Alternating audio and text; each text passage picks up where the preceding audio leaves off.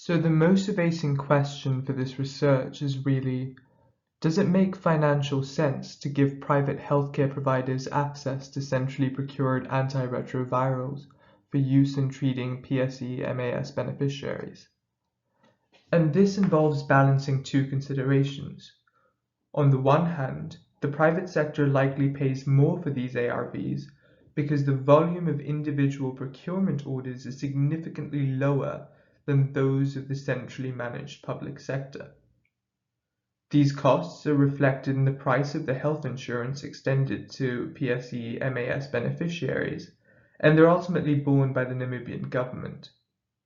The government, naturally, is interested in ways of keeping costs down, and they want to figure out how much they could expect to save if they gave PSE-MAS beneficiaries access to these centrally procured antiretrovirals. On the other hand, however, there are very few existing public-private healthcare partnerships in Namibia, or for that matter in the rest of Sub-Saharan Africa. So there's very little in the way of established process for how such an ARV sharing arrangement might work.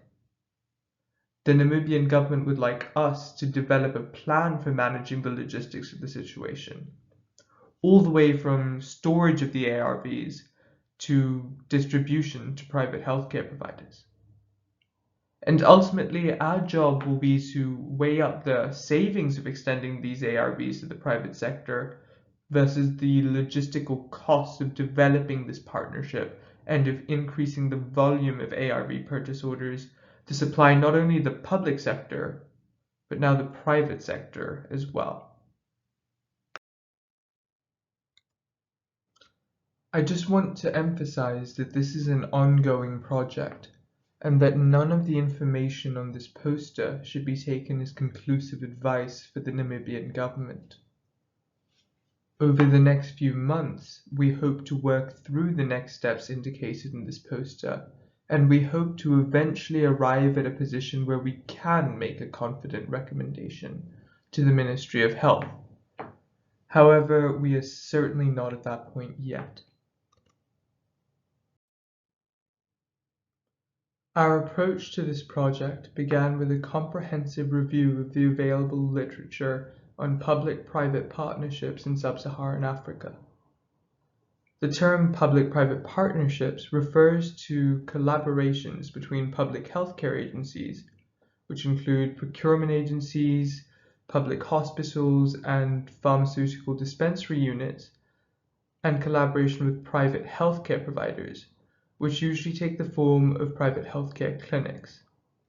These partnerships are able to leverage the procurement capacity of the public sector alongside the coverage and rural penetration of the private sector by increasing the availability of affordable medicines across the healthcare landscape. One interesting example of this partnership is the Downstream referral model used in some parts of South Africa. In this model, centrally located public healthcare clinics begin treatment to stabilize HIV-positive patients. When the viral load is sufficiently decreased, the patients are then discharged and continue their antiretroviral treatments at local private healthcare clinics, which are provided with the drugs by the South African government at no extra cost. Secondly, we developed data categories and a framework for the interviews we would conduct with local stakeholders. This step aimed to create a template which we could then fill with the information collected through desk review and through informational interviews. Thirdly, we wrote up the information we could find on public-private partnerships in other countries in the form of case studies. We picked 3 countries, Kenya, Zambia, and South Africa, because we thought that these countries were most similar to Namibia in a couple of key indicators, namely HIV prevalence rate, pre-existing pharmaceutical procurement systems, and other demographic information. And lastly, we remained in contact with the Namibian Ministry of Health throughout this entire process to ensure that the work we were doing was tailored towards their requirements. This has become especially important in light of the rapidly developing public health situation in the country regarding COVID-19. We need to make sure that the plans we had laid earlier in the year are being adjusted as the situation evolves. In order to get past these challenges, we're planning to change direction a little. We'll be transitioning from what has been a largely online desk review process to calling healthcare workers involved with these public-private partnerships directly and getting their suggestions for some of these implementation challenges.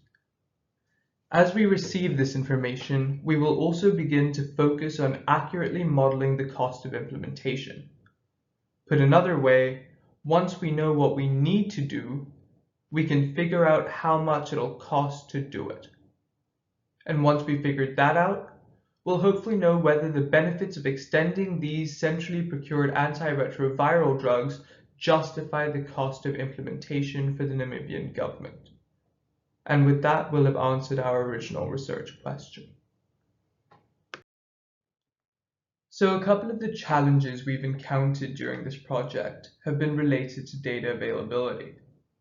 Since our project requires a good understanding of the logistics behind ARV distribution, we found ourselves combing through the literature for details on how some of these other public-private partnerships in the countries that I'd mentioned before, such as Kenya, Zambia, and South Africa, how some of these actually work on a very granular level.